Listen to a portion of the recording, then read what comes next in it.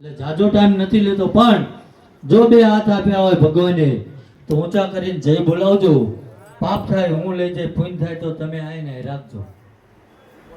બોલ્યા ભાઈ કરો ખરા ભલામણ, હા એમ આવું કરવા આય બધું તોય ક્યાં જવું કહો.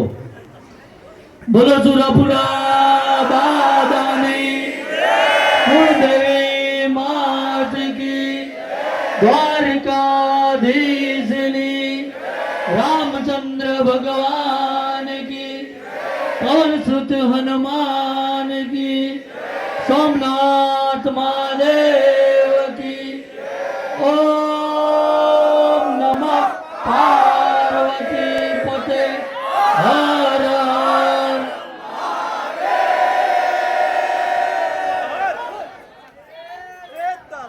હું તો એમ કહું છું કે કાલ લગીને જે કર્યું હોય, આ મારો ભરોસો મારું ભજન બોલે કે હવારમાં દાડો ઉગે. આજે આ 5 જય બોલાવી ને એ જય માથે મૂકી, એ હાથ તો ઊંચા કર્યા હતા, માથે મૂકી દેજો કે આ જય માથે ચડાવી અને હવે કાલથી નીતિ ધર્મે જીવવું છે. અને કાલથી નીતિ ધર્મે જીવો. અને જો ગણતરીના દાડામાં તમારા જીવનમાં પરિવર્તન ના આવે, મારો ભૂવા ભણી બની શકે. પણ હવારમાં એમ થાય કે આજે આ પ્રોગ્રામમાં ઓલો ભાઈ 2 દોરા પહેર્યા હતા, એને ક્લચમાં લેવો છે તો મારો ઠાકરે બેઠો છે, તને ઉડાડતા વાર નહીં લગાડે. એટલે સમયનો અભાવ છે, હજુ મારે મંદિર પહોંચવાનું છે.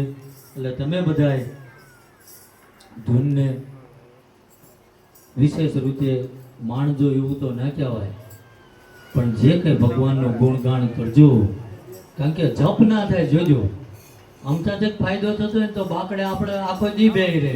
કોઈ કીધું હોય ને 10,000 આપવાના, અને ધૂનમાં ભજનમાં ભગવાનની માળા કરવા બેઠા હોય ને ત્યાં ઘડીકમાં ઢીસણ દુખે, ગયડો દુખે, તો ભગવાને ક્યાં નવરો છે આપણે અહીંયા ચમત્કાર કરવા આવ્યો.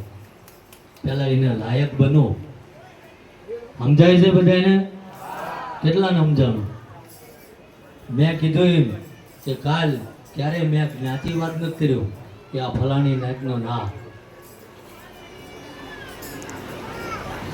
કે આપણી સંસ્કૃતિ આપણને એવી શીખવાડે છે કે જો આપણે જે બજારમાં ઊભા હોય અને કોઈ બેન દીકરીનું ખોટું થાય તો એ જીવતરમાં ધૂળ કહેવાય.